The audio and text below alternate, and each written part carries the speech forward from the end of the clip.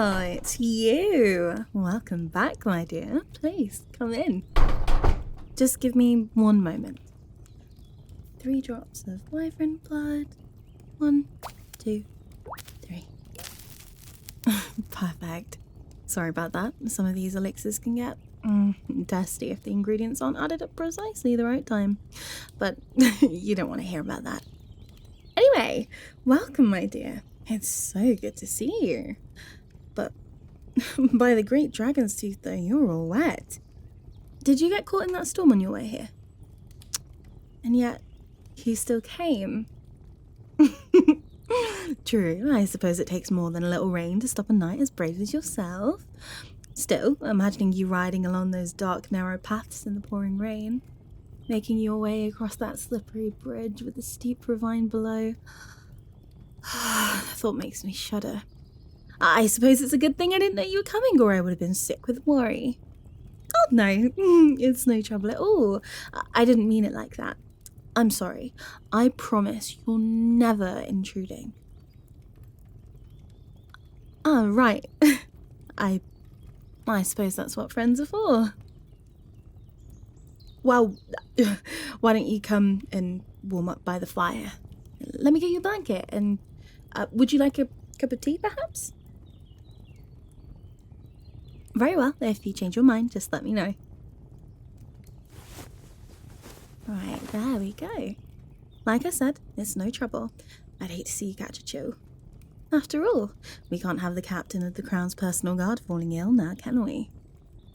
Yes, I got your letter. Old Flappy may not be the youngest pigeon in the roost, but thankfully his sense of direction is as sharp as ever. I keep it right here inside my cloak. I'm sorry I never sent a reply.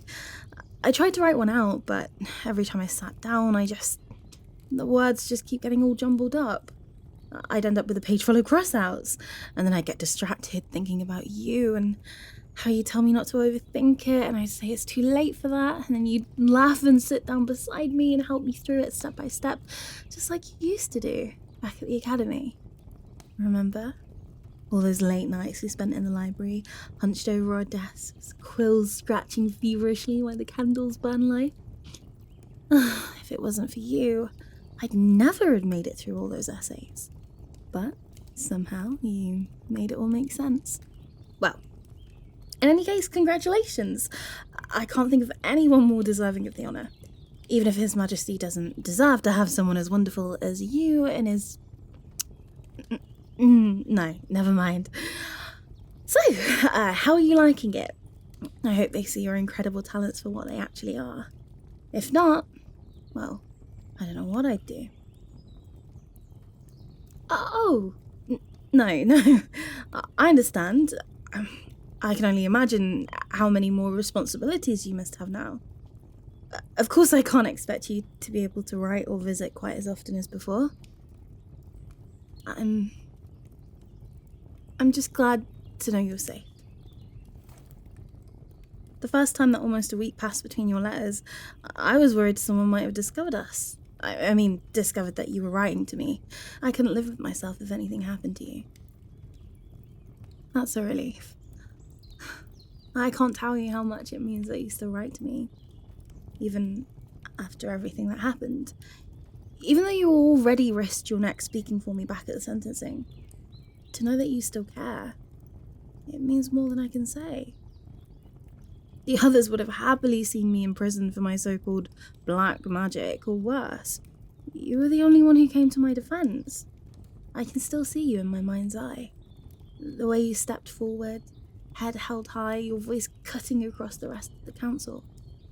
Ugh, honestly, I don't think the king would have listened to anyone else but you.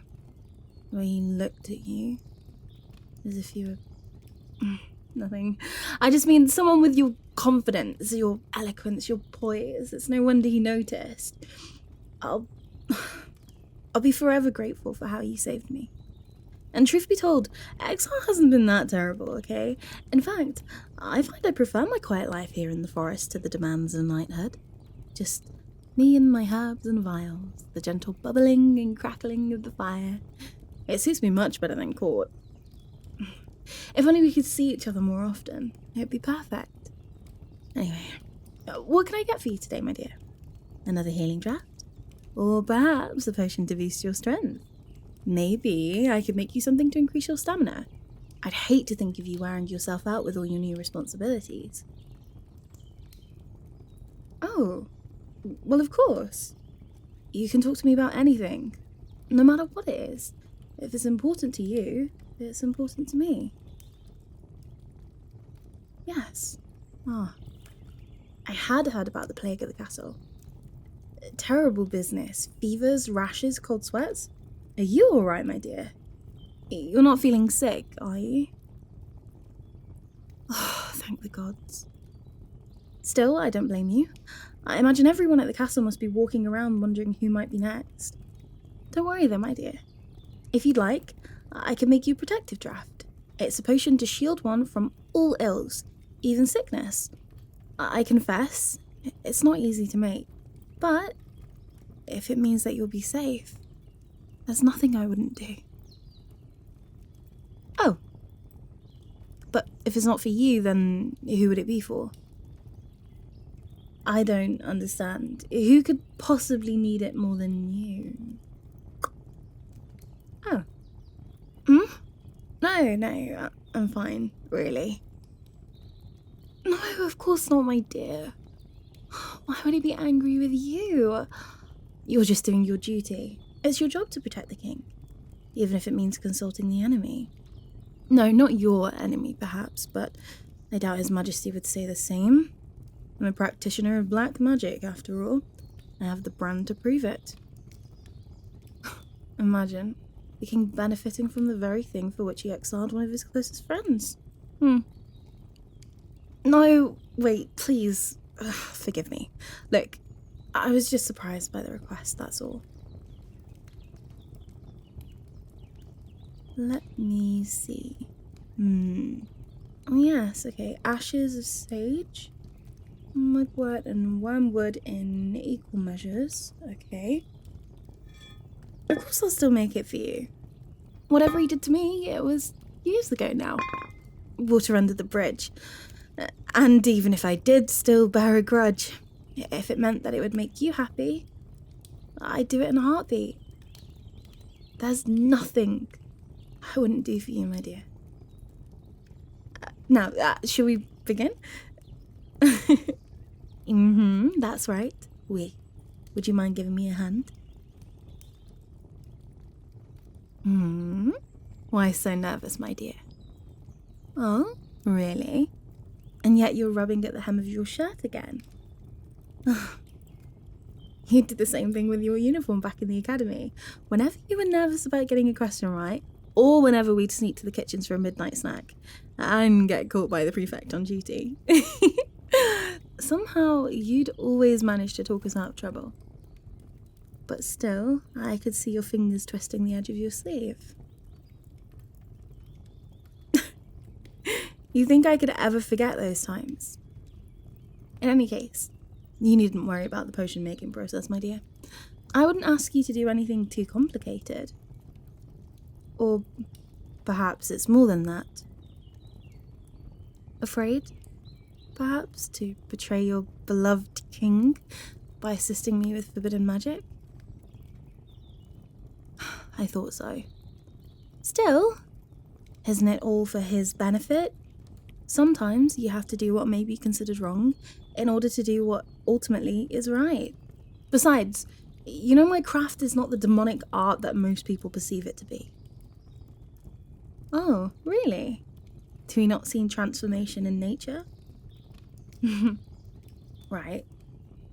If you combine yeast with flour and water, and with a bit of warmth, the dough will rise. Heat a pot of water over a fire and it turns to steam. At its core, alchemy is simply about harnessing the innate properties of things in order to transform them into something new, something more. Is it truly against nature to tap into the magic within? Magic that's been there all along, just waiting for someone to help realize its full potential? Trust me, my dear. You won't find out. I promise. Okay. Let's start small. Add this powder for me, would you? Yes, just like that. See? That wasn't so bad now, was it? Now, simply take this vial and put a single drop in. Go on. Perfect. Isn't the smell just heavenly? Take a deep breath. Yes. Feel it fill your lungs, settling there like a cloud. That soft, sweet scent. I'd almost be happy to sit here breathing it in forever. Oh. Are you alright, my dear? Ah, of course. After such a long journey, it's no wonder you're exhausted. Not to worry. Just leave the rest to me, okay? It won't take much longer, I promise. A dram of this, and a few drops of that, and... that. Wow. Would you look at that sheen? Such a beautiful silver. Now, the final step. Would you care to sample it, my dear? Yes, of course. After all, appearances can be deceiving. If His Majesty is going to be drinking it, we need to make sure that it's made correctly. We'd hate for him to come to any harm, wouldn't we? Go on, take a sip. Good. Oh, well, you'll probably start to feel a little lightheaded. Ah, there we go. Not to worry, that's just the protective effect settling in.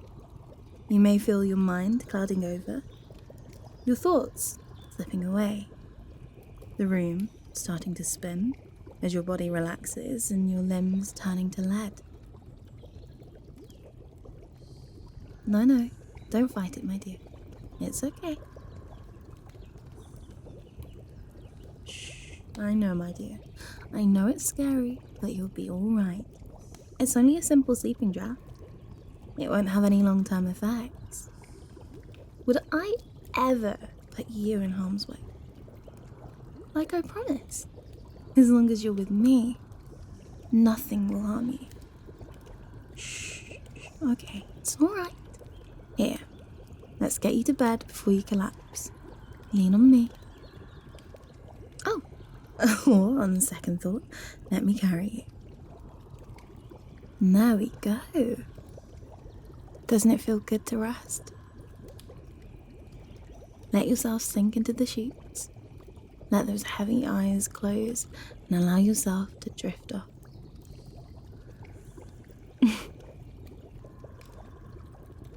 I know, my dear. I know. I'm sorry, my dear. I couldn't think of any other way.